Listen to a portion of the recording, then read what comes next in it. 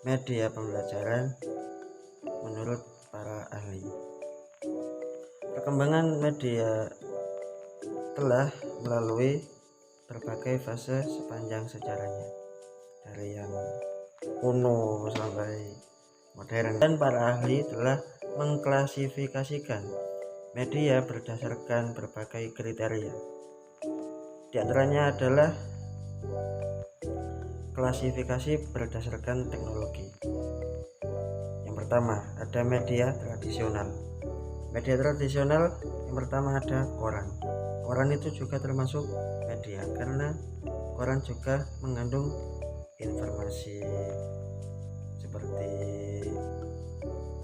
berita-berita hari ini, majalah juga, radio juga bisa menjadi wadah untuk para siswa mencari ilmu, gampangnya seperti itu.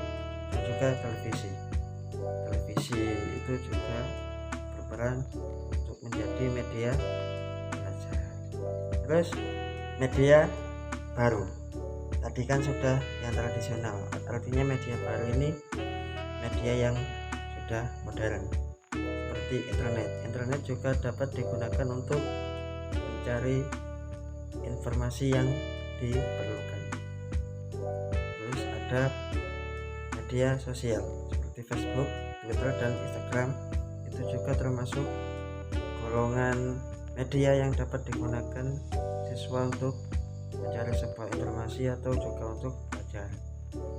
Podcast tanya jawab itu juga dapat menggali para siswa untuk berpikir secara kritis. Terus aplikasi mobile itu juga termasuk dari rangkaian media baru atau media modern. Sekarang jenis konten. Di dalam teknologi itu pasti ada konten. Nah, yang pertama ada konten media berita. Ya. Yang pertama ada berita cetak. Berita cetak itu seperti apa? Seperti koran, majalah, seperti itu. Surat itu juga termasuk media dari media cetak. Terus yang kedua ada berita online. Itu seperti tadi, seperti internet, aplikasi podcast, terus seperti aplikasi Facebook, Twitter, dan yang lainnya. Ada juga televisi juga termasuk media dalam belajar. Radio gunanya untuk mendengarkan suatu informasi yang dapat mengembangkan pikiran seorang siswa. Yang kedua, klasifikasi berdasarkan jenis konten. Ada media hiburan. Film itu juga dapat mengandung sebuah informasi bagi siswa untuk belajar. Musik sama. Game juga sama, itu juga termasuk media untuk belajar. Misalnya game yang untuk anak TK misalnya, untuk membedakan warna-warna seperti itu. Acara TV juga. Buku novel itu juga termasuk media untuk siswa belajar. Klasifikasi dari para ahli berdasarkan kepemilikan.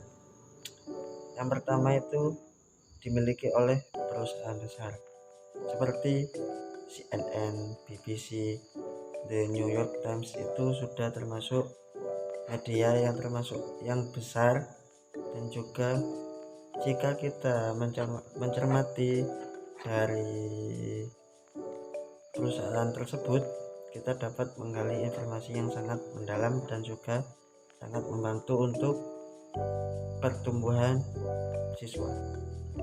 Yang kedua ada media alternatif, independen atau dimiliki oleh kelompok kecil. Contohnya seperti blog pribadi, stasiun radio lokal, saluran YouTube independen.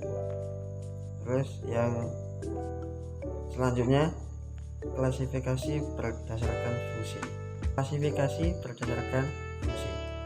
Yang pertama ada media informasi, yakni memberikan informasi aktual dan fakta.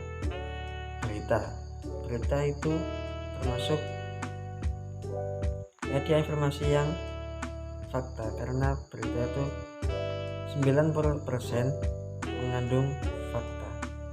Dan juga jurnalisme investigatif, contohnya berita juga dapat dipercaya mungkin hingga 100%, karena berita juga seorang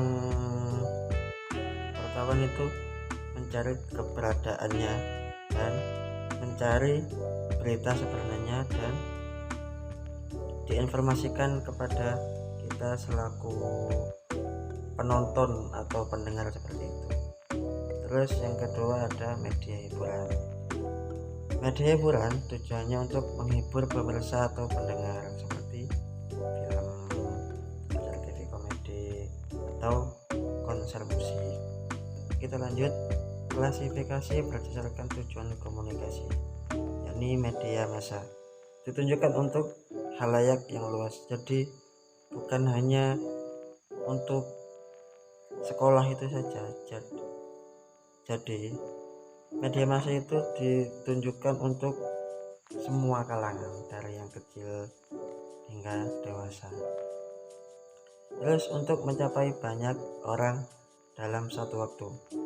Jadi media massa itu seperti layaknya tadi internet. Jadi cuman satu kali lihat, satu kali upload, semua orang bisa mengetahui berita tersebut.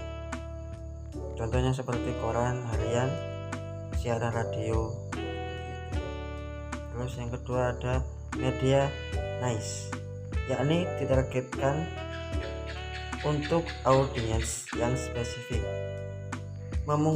Mungkin memiliki audiens yang lebih kecil tapi sangat terlibat.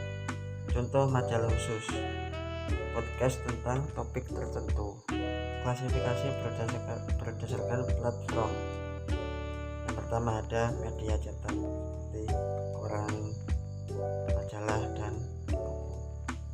Itu juga termasuk media cetak.